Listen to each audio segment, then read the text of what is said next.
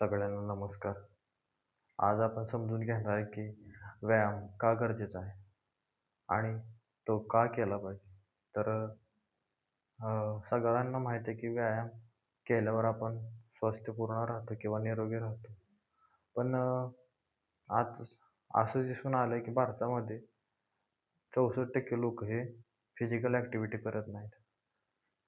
तर physical activity न केल्यामुळे त्यांना बरेच रोग होत आहेत.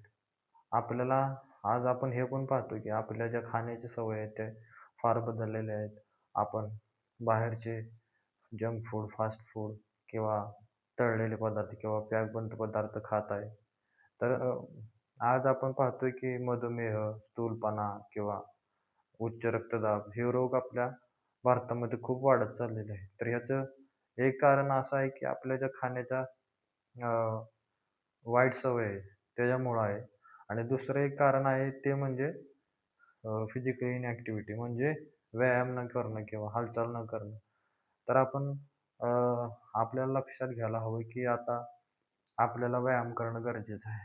नाहीतर मग आपल्याला अ, असे रोग होण्याची शक्यता आहे. त्याच्यामुळं आपण रोज फिजिकल ॲक्टिव्हिटी किंवा व्यायाम केला पाहिजे. आपल्याला दिवसभरामध्ये 24 तास भेटतात.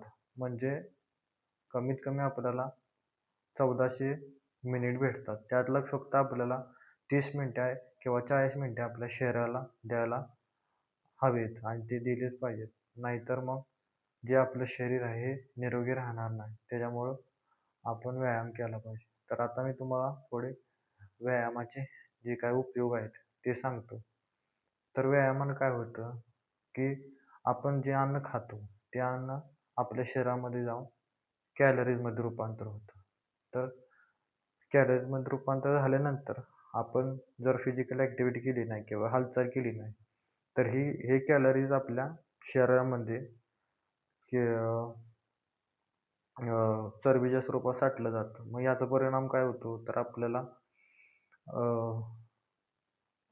रोग होतात. म्हणजे हृदयविकार होऊ शकतो किंवा डायबिटीज होऊ शकतो किंवा स्थूलपणा होऊ शकतो. तर फिजिकल ॲक्टिव्हिटी केल्याने ही कॅलरी आहे ना, याचा उपयोग होतो. मग ही कॅलरी कमी-कमी होते.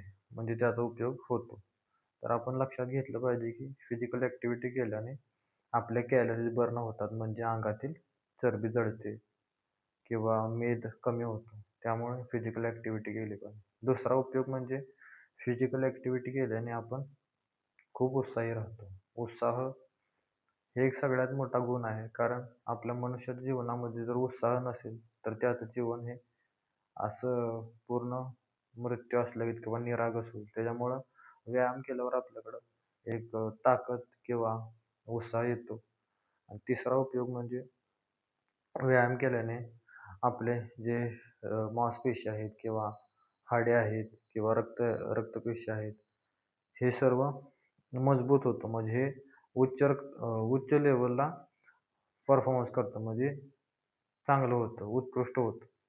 तर याने काय होतं, आपली ताकद वाढते. म्हणजे आता उदाहरण घ्या, की एखादा मनुष्य आहे तो कष्टाळू आहे, व्यायाम करतो किंवा कष्टाची कामे करतो. दुसरा आहे तो फिजिकल ॲक्टिव्हिटी करत नाही. तर त्या दुसऱ्याच्या तुलनेमध्ये जो पहिला माणूस आहे तो व्यायाम करतो, कष्टाची कामे करतो.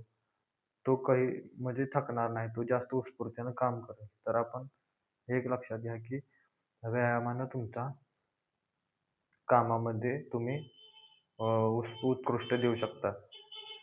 आणि अ, चौथी गोष्ट म्हणजे व्यायाम केल्याने आपल्या शरीरात जे हॅपी हार्मोन्स असतात ते जास्त स्रावतात. म्हणजे स्रावतात. त्याच्यामुळं आपण हॅपी राहतो. आपल्याला नैराश्य येत नाही.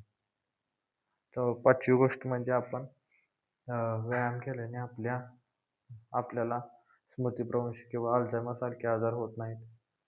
व्यायाम केल्याने आपल्याला एक स्वतःवर एक आत्मविश्वास येतो, की आपल्याकडे चांगलं शरीर आहे, ताकद आहे.